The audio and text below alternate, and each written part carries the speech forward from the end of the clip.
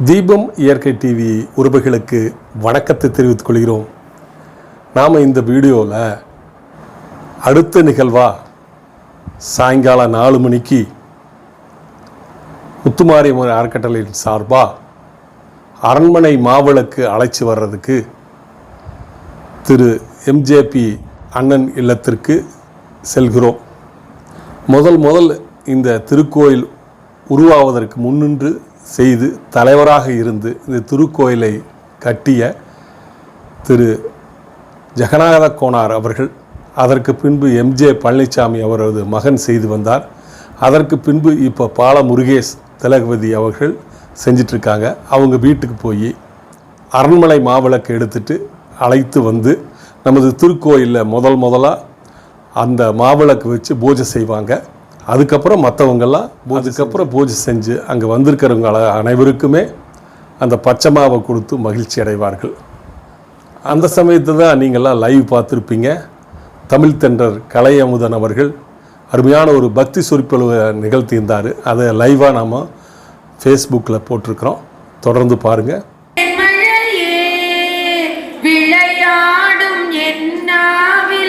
செந்தமிழே கலைவாணி நின் கருணை தேன்மழையே விளையாடும் என்னாவில் செந்தமிழே அலங்கார தேவதையே வனிதாமணி இசை கலையாவும் தந்தருள்வார் கலைமாமணி கலைவாணி நின் கருணை தேன்மழையே விளையாடும் என்னாவில் செந்தமிழே மரகத வளைக்கரங்கள் மாணிக்க வீணை தாங்கும் அருள் ஞான கரமொன்றில் ஜபமாலை விளங்கும் சுதியோடு லயபாவ ஸ்வரராக ஞானம் சரஸ்வதி மாதாவுன் வீணையில் எழும் நாதம் கலைவாணி நின் கருணை தேன்மழையே விளையாடும் என்னாவில் செந்தமிழே வீணையில் எழும் நாதம் தேவி உன் சுப்பிரபாதம் வேணுவில் வரும் நாதம் வாணி உன் சக்கரபாகம் வானகம் வையகம் உன் புகழ் பாடும் வேண்டினேன் உன்னை பாட தருவாய் சங்கீதம் கலைவாணி நின் கருணை தேன்மழையே விளையாடும் என்னாவில் செந்தமிழே.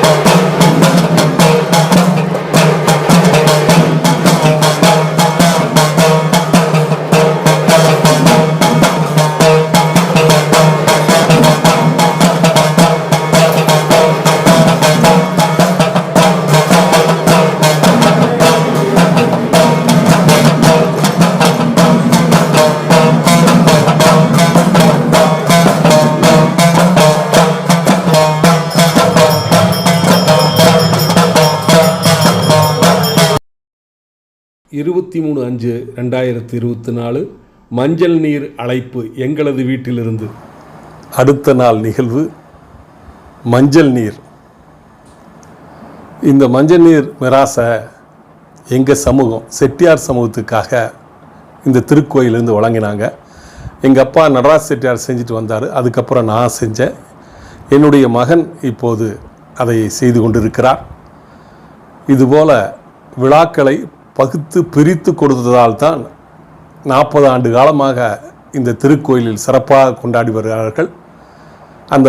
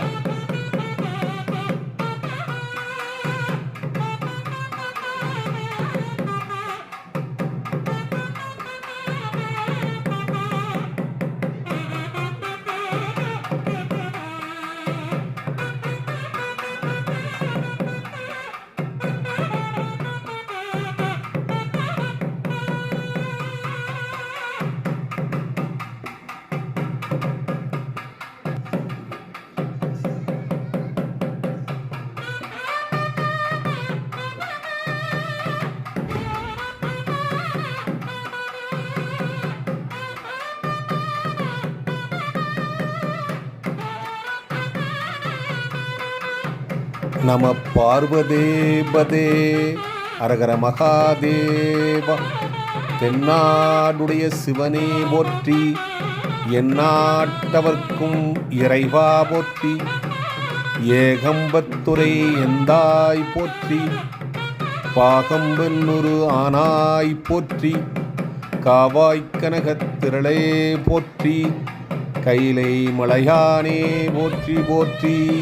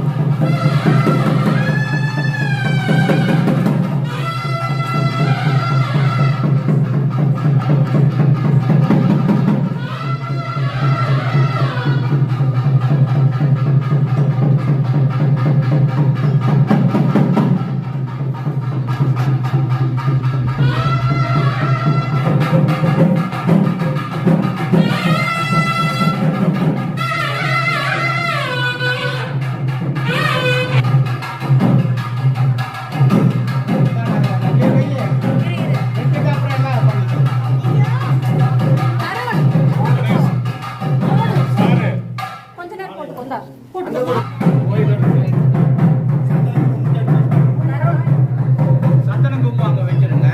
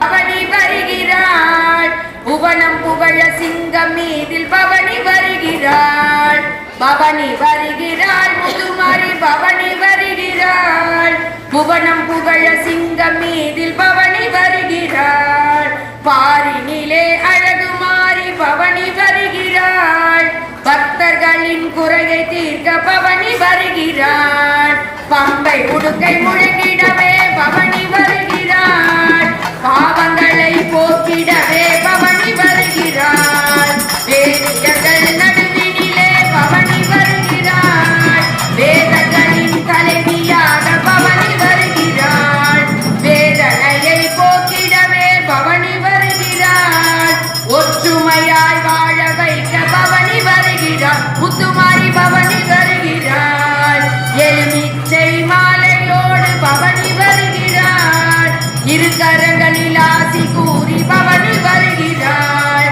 நவராத்திரி நாயகியாய் பவனி வருகிறாள் நல்ல நன்மை செய்ய மாறி பவனி வருகிறாள் மஞ்சள் முக அழகோடு பவனி வருகிறாள் மல்லிகை பூ மனத்தினிலே பவனி வருகிறாள் மங்களங்கள் நல்கிடவே பவனி வருகிறாள் குங்குமத்தில் அன்பொடுத்து பவனி வருகிறாள் பவனி வருகிறாள் முத்துமாரி பவனி வருகிறாள் புவனம் புகழ சிங்கம் மீதில் பவனி வருகிறாள் முத்துமாரி பவனி வருகிறாள்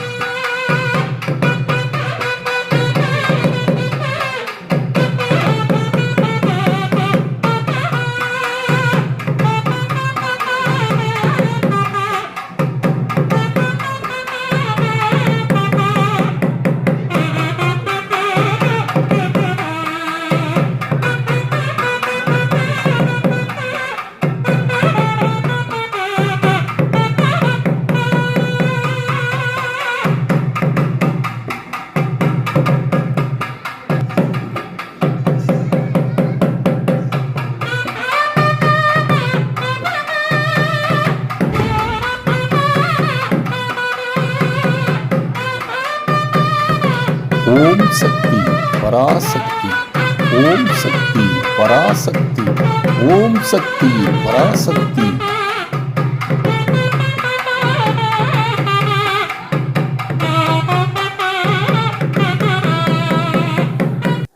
இப்படி மஞ்சள் நீர் திருவீதி உலா நம்ம முத்துமாரியம்மன் கோயில் வீதியிலிருந்து காந்தி நகர் போய் Reddiar colony, Palanippa layout, Gandhiji colony, Anna Nagar, அப்படியே பொள்ளாச்சி ரோடு வழியாக வந்து பழனிப்பா தேட்டருக்கு போய் மதுக்கர் ரோடு வழியாக வந்து அப்படியே நம்ம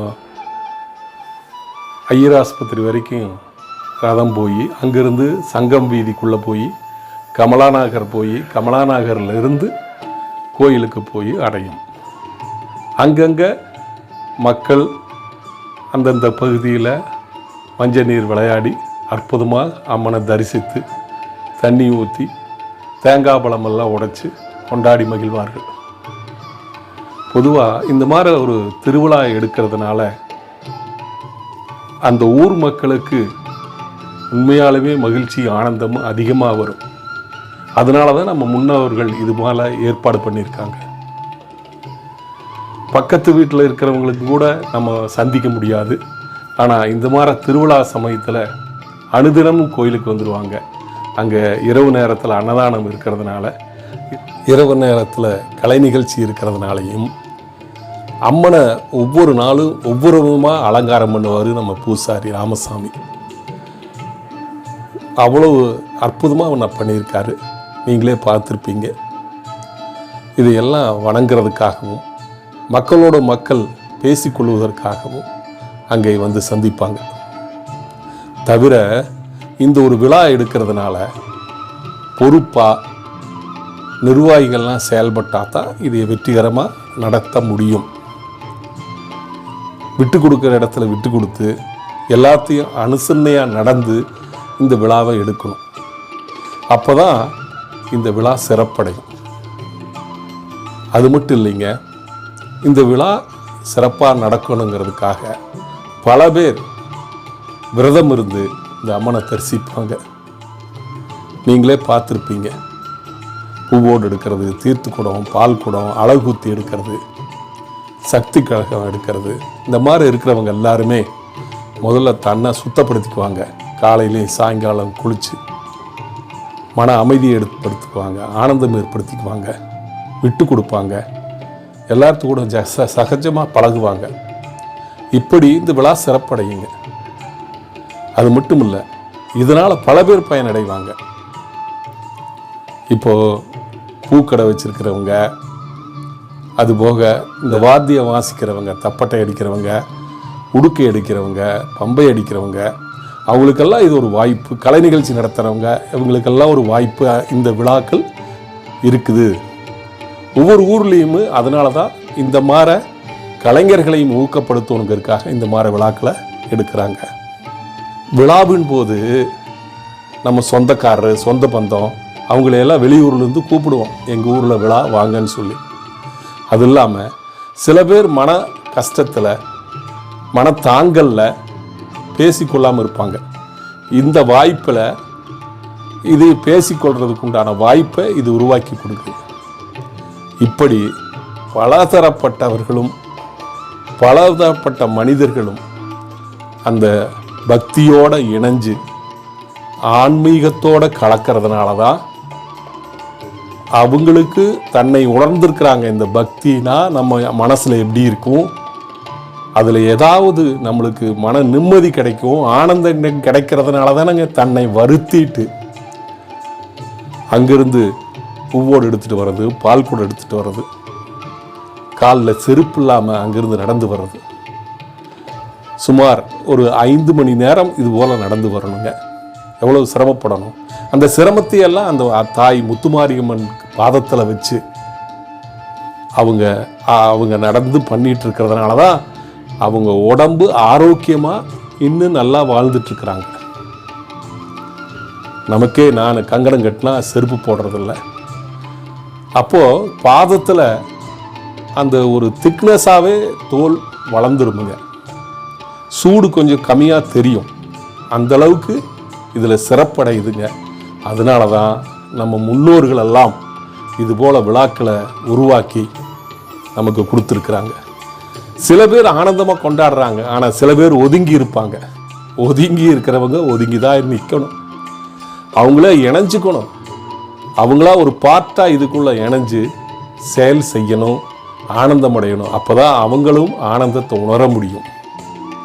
இனியாவது வரக்கூடிய பண்டிகைகளில் இதுபோல் இணைஞ்சு ஊர் மக்களோட கைகோத்து அங்கே நடக்கிற விழாக்களில் ஒன்றி நீங்களும் ஆனந்தமாக இருந்து உங்கள் குடும்பத்தையும் ஆனந்தமாக அதில் கொண்டாட சொல்லுங்கள். என்னங்க, இதுவரைக்கும் இந்த தீபம் இயற்கை டிவியில் அந்த முத்துமாரியாத்தாவின் விழாவை 40வது ஆண்டு விழாவை பார்ட்டாக உங்களுக்கு காமிச்சிருக்கிறேன். இது என்னுடைய மிக நீண்ட நாள் ஆசையும் கூட. ஏன்னா இதையை நாம் ஆவணப்படுத்தணுங்கிறது முக்கியம், வருங்கால சந்ததியத்துக்கு இது எடுத்துகிட்டு போங்கிறது முக்கியம். இதை பார்த்தாவது நமக்கு பின்னாடி வரக்கூடிய சந்ததிகள் ஜாதி மதம் இனம் பார்க்காம இந்த ஊர் மக்கள் நல்லா இருக்கணுங்கிறதுக்காக இதில் இணைஞ்சு விழா செய்யணும் என்று கேட்டுக்கொண்டு நன்றி கூறி விடைபெறுகிறேன். நன்றி, வணக்கம்.